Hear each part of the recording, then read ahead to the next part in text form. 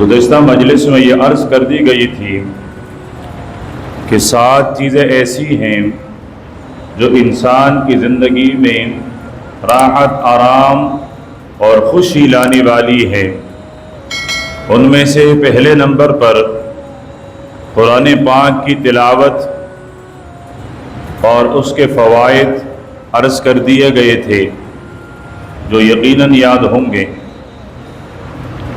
اب دوسرے نمبر پر کہ ان 7 چیزوں میں سے دوسری چیز کون سی ہے جس سے انسان کی زندگی مزین ہو، تو انسان کی زندگی خوشی والی ہو، راحت والی ہو، آرام والی ہو۔ وہ بابرکت عمل ہے نماز کا،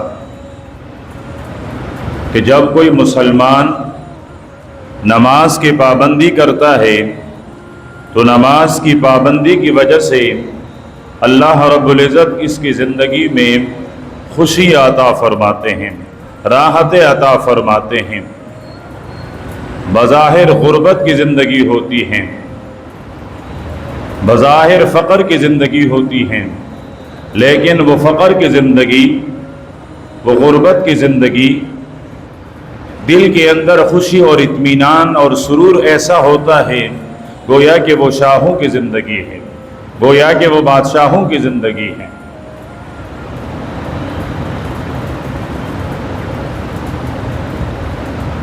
اور کیوں نہ ہو کہ نماز وہ بابرکت عمل ہے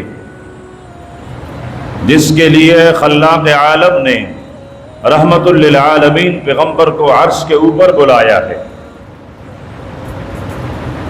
زکوٰۃ کا حکم نازل ہوتا ہے، میرے پیغمبر فرش پر ہے۔ رمضان کے روزوں کا حکم اترتا ہے، میرے پیغمبر فرش زمین پر ہیں۔ لیکن جب نماز کی باری آئی تو میرے رب نے رحمت کائنات پیغمبر کو اپنے ہاں بلوا کر اور 5 نمازیں عطا فرمائی۔ حدیث لمبی ہیں، شاید میں پورا عرض نہ کر سکوں، لیکن اللہ پاک نے عرش پر بلا کر 5 نمازیں عطا کی ہے۔ اس لیے یہ میرے اور آپ کے ہاں اللہ پاک کے عرش کے تحفوں میں سے، عرش کے ہدیوں میں سے ایک تحفہ اور ایک ہدیہ ہے، جو میرے پیغمبر سفر معراج پر گئے، اللہ پاک نے وہاں امت کے لیے تحفہ عطا کیا، اور وہ تحفہ 5 نمازیں تھی۔ اور عجیب بات، پڑھیں گے 5 اور ثواب ملے گا 50 کا۔ 5 اور 50 میں صرف ایک نقطے کا فرق ہے۔ پڑھے لکھے لوگ 5 اور 50 میں صرف ایک نقطے کا فرق ہے، اور وہ نقطہ کیا ہے؟ اگر آپ نے نماز کو وقت پر اور اس کی تمام تر لوازمات کی ادائیگی کے ساتھ ادا کیا، یہ ایک نقطہ آپ نے پورا کیا، تو پھر 5 نہیں، آپ کے 5 کے ساتھ ایک نقطہ لگے گا اور آپ کو 50 نمازوں کا اجر ملے گا۔ اور پھر 5 نمازیں بھی کس مناسبت سے ملی؟ اللہ پاک کروڑہا رحمت نازل فرمائے مولانا ادریس رحمۃ اللہ علیہ کے مرقد پر، اپنی کتاب میں نماز کا فلسفہ لکھا ہے کہ نماز کی رکعتیں، ہر رکعت میں رکوع، ہر رکعت میں سجدے، قیام، قعود، تسبیحات۔ اور مجھے یاد پڑتا ہے، اگرچہ 10-12 سال پرانی بات ہیں، لیکن میں نے وہ فلسفہ تقریباً 2-3 جمعوں میں تفصیل کے ساتھ عرض کر دیا گیا تھا۔ قدر کرنے والے قدر کر لیتے ہیں، اور کبھی کبھی یہ تیر ہوا میں ضائع بھی ہو جاتا ہے۔ تو اللہ پاک نے جو ہمیں 5 نمازیں دی ہیں، وہ 5 نمازیں ہمیں کس مناسبت سے دی ہیں؟ ان 5 نمازوں میں سے پہلی نماز فجر کی ہے۔ اللہ پاک نے کیوں فرض کی، حکمت کیا ہے؟ حقیقی حکمت رب جانتا ہے، لیکن ظاہری حکمت یہ ہے، اندھیرا آیا، ساری دنیا اندھیرے کے لپیٹ میں، ایک ہاتھ کو دوسرا ہاتھ نظر نہ آئے. اندھیرا بظاہر وہ ڈر والی ہوتی ہیں، انسان کو ڈراتی ہیں، تکلیف اور مصیبت والی ہوتی ہیں، انسان کو تکلیف کی طرف، ڈر کی طرف. اب اس حالت سے نکلنے کے لیے جیسے ہی صبح کی روشنی پہلنے لگی تو اللہ پاک اپنے بندے سے فرماتے، بندے اٹھ ذرا 2 سجدے ادا کر لے شکر کے. اگر میں یہ اندھیرے کا چادر ساری دنیا اسی طرح برقرار رکھتا، من الہ غیر اللہ یاتیکم بضیاء، کیا تھا کوئی میرے علاوہ جو اس چادر کو سرکا کر اس کے نیچے سے روشنی اور نور، روشنائی، کیا اس کو وہ جلا بخش سکتا تھا؟ کوئی بھی نہیں. یہ اللہ پاک کی قدرت ہے کہ اس نے اب اس چادر کو سرکانا اور ہٹانا شروع کیا ہے. تو مسلمان اٹھ کر 2 رکعت فجر کی نماز ادا کرتا ہے، ربا تیرا شکر ہے کہ مجھے روشن صبح ملی. اور یقیناً جو مسلمان فجر کی نماز ادا کرتا ہے اس کی دن کی ابتدا وہ روشنی سے ہو جاتی ہے، اس کی صبح روشن ہو جاتی ہے، اس کی دن وہ ساری روشنی میں گزر جاتی ہیں، اس کا سارا دن وہ راحت اور آرام میں گزر جاتا ہے. تو اس نعمت پر، اس نعمت کی قدردانی کے لیے فجر کی 2 رکعتیں فرض کروا دی گئی. پھر ظہر کا وقت آیا. جتنے بھی مشرک ہیں وہ سارے مشرک سورج کے پجاری ہیں، کسی نہ کسی طریقے سے.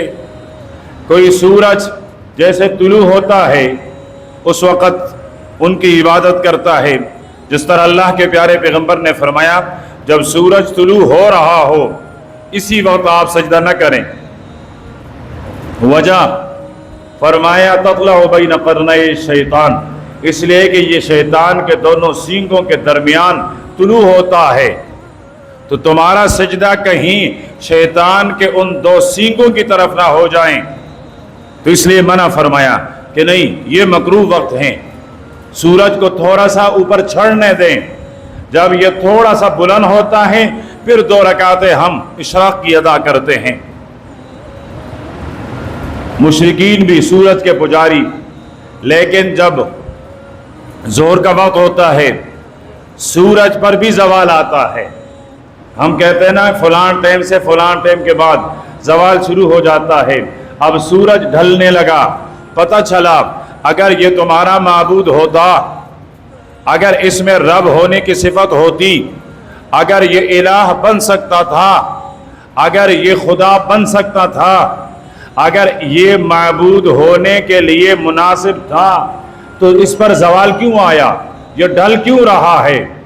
تو اللہ پاک اپنے بندے سے فرماتے بندے ذرا اٹھ، مشرکین کا معبود تو ڈھل گیا، اس پر تو زوال آیا، میری ذات حی اور قیوم ہیں، میں ابدی ہوں، میں ازلی ہوں، میں حی اور قیوم ہوں، میں بغیر ابتدا کے ہوں، میں بغیر انتہا کے ہوں. نہ میرے اوپر کبھی ابتدا آئی ہے نہ میرے اوپر کبھی فنا آئے گی، میں ہمیشہ حی اور قیوم. اٹھئے اور میرے سامنے سجدے لگائیے.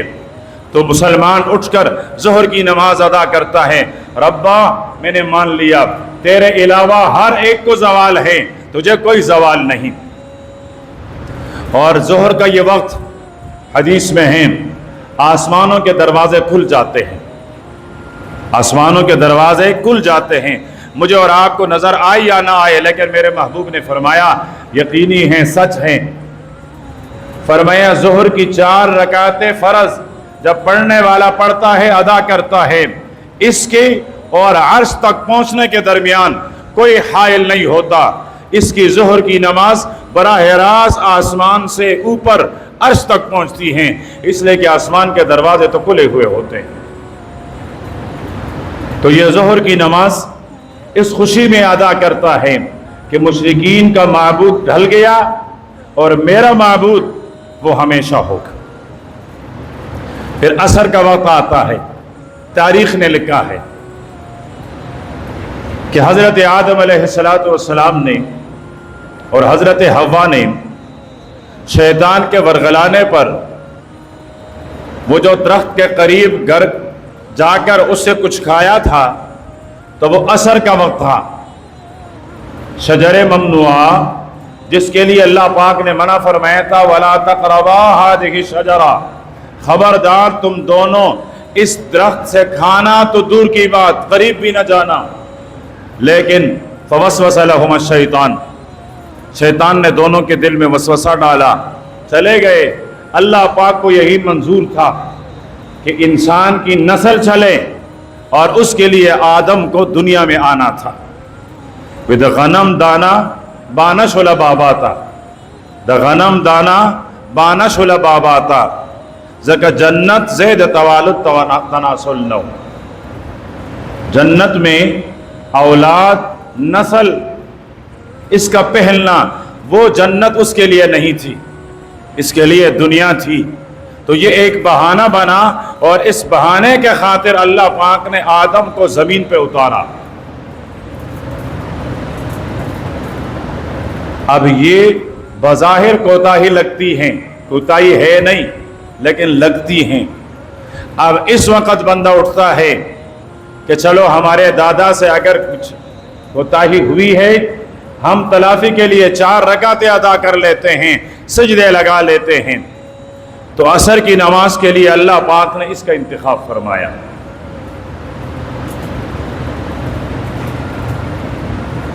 مغرب کی اللہ پاک نے 3 رکعتیں عطا کی۔ میں شروع میں عرض کر چکا ہوں، اصل حقیقت اللہ ہی جانتا ہے۔ یہ تو مولانا ادریس رحمۃ اللہ علیہ نے ایک فلسفہ ذکر کیا ہے اور بہت بہترین ہے، تاریخ کے اعتبار سے بہت مطابقت رکھتی ہیں۔ یعقوب علیہ السلام اپنے بیٹے سے جدا ہوئے، 40 سال کی جدائی، 40 دن کی، 40 ہفتوں کی، 40 مہینوں کی نہیں، 40 سال حضرت یعقوب اپنے بیٹے سے جدا رہے، روتے رہے، بینائی چلی گئی۔ انما اشکو بثی وحزنی الی اللہ، اپنی تکلیف رب کے سامنے ظاہر کرتے رہے، عیاں کرتے رہے۔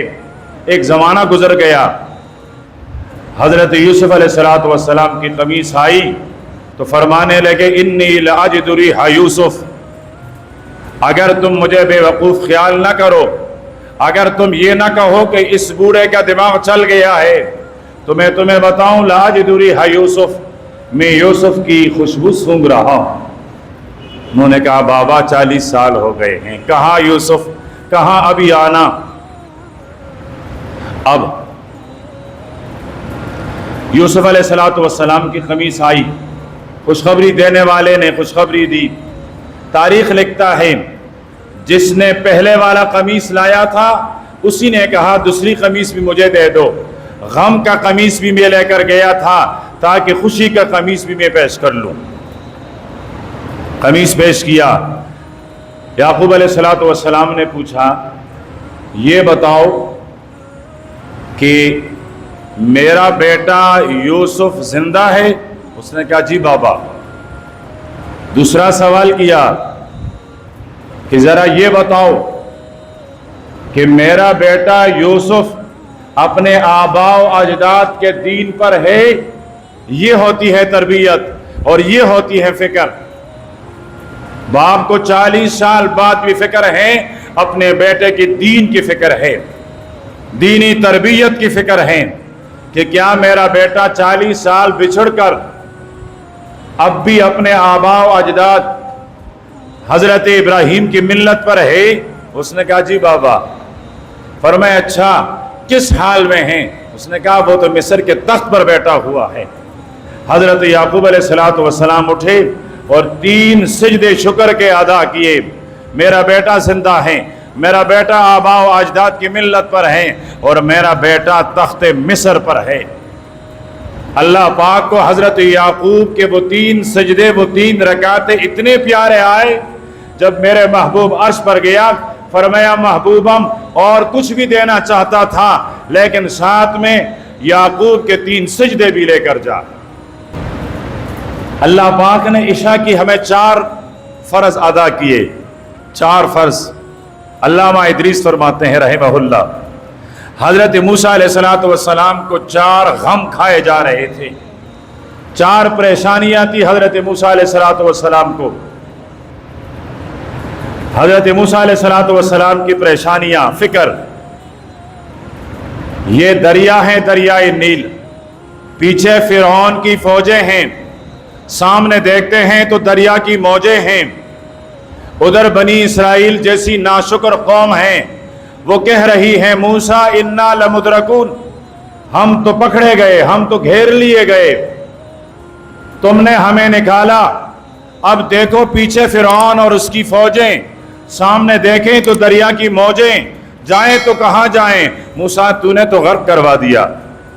فرمایا ڈرو مت، ان معی ربی سیہدین، میرا رب میرے ساتھ ہیں، میری رہنمائی فرمائے گا، میرا رب میرے لیے راستے بنائے گا۔ ایک غم،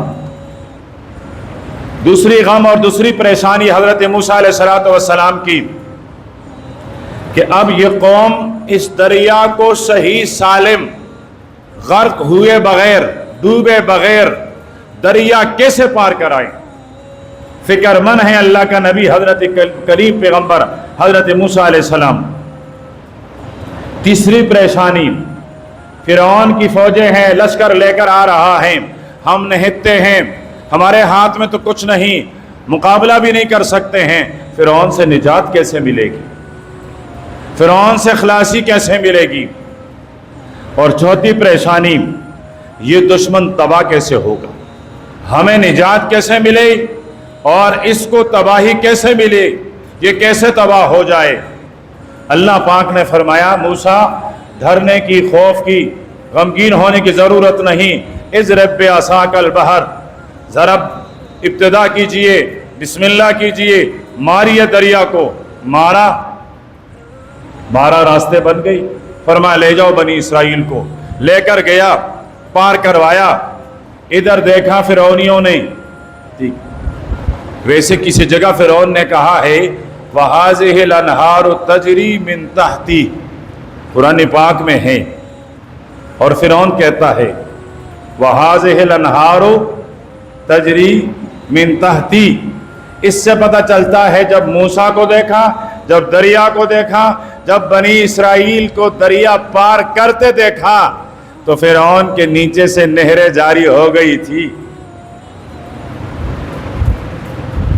اگر اس وقت سلوار کا زمانہ ہوتا تو میرے خیال میں اس میں تو کوئی 1 انچ کا جگہ بھی وہ گیلے بغیر نہ رہ چکی ہوگی، سلوار اس کی مکمل شاید گیلی ہو چکی ہوگی۔ اس لیے کہ ہمیں کیا رشتہ ہے فرعون سے، میرا رشتہ تو موسیٰ سے ہے نا، میں عزت کروں گا تو موسیٰ کا کروں گا، فرعون کا میں کیوں عزت کروں، میرا کیا رشتہ ہے۔ یہ روایت، تاریخی روایت جس کو کہتے ہیں کہ جی 400 دفعہ قرآن پاک میں نہیں ہے، حدیث میں نہیں ہے، تاریخی روایت ہے کہ 400 دفعہ اس کو دست آئے تھے، 400 دفعہ۔ تو ظاہر بات ہے 400 دفعہ جب دست آئے، ٹھیک ہے، تو نہریں تو چلیں گی پھر۔ تو 4 غم تھے موسیٰ علیہ السلام کے، ان 4 غموں سے نجات دلائی۔ تو موسیٰ علیہ السلام نے 4 رکعتیں پڑھی کہ میرے 4 غم تھے، اللہ پاک نے وہ 4 غم وہ خوشی میں بدل دیے۔ تو میرے آقا جب عرش پر پہنچے، فرمایا آقا میں تمہیں وہ 4 سجدے بھی عطا کر لوں جو موسیٰ علیہ السلام نے غموں سے آزادی کے بعد کیے تھے۔ اور موضوع بھی کیا ہیں کہ آپ غموں سے آزاد ہونا چاہتے ہیں تو نماز پڑھیں، غموں سے آزاد ہونا چاہیں تو کیا پڑھیں، نماز پڑھیں، نماز۔ صحابی رسول حضرت انس بن مالک فرماتے ہیں رضی اللہ تعالی عنہ، مدینہ کے زندگی میں، پوری مدینہ کی زندگی حضرت انس نے میری پیغمبر کی خدمت میں گزاری ہے۔